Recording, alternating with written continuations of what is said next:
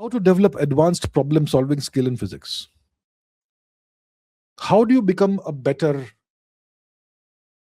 let's say you want to be a boxer. How do you become a better boxer? Do you become a better boxer by reading books about boxing? No, right?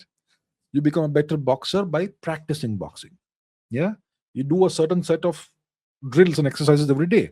You warm up. You wake up at 4 a.m. You warm up for 5 minutes, then you go for a 5 kilometer run, maybe 8 kilometer run. You come back, you have a meal, then you go and do whatever exercise you would do. You would do, you know, your push-ups and your squats and your jumps and all that. Then you go and have another meal. Then you go and box. You go and do some, punching bag work. You can do some speed work, light bag. Then you do the heavy bag work. Then you take another rest. Then you go and do some sparring. So that's how you become a better boxer, and you have to do this over and over and over and over again. It's very boring.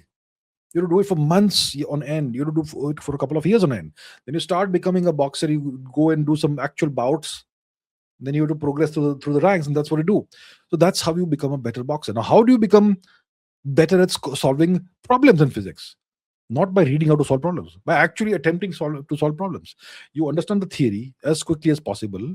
Don't waste half the time reading theory. Understand the fundamentals from the theory, understand the core equations, and then grab a book full of problems and start solving the problems. If you fail, if you don't figure it out if you're not able to solve a problem, go back to the fundamentals.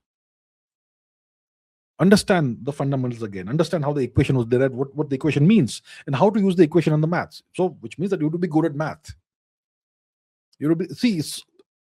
Problem solving in physics is essentially solving math problems, but the math means something physical.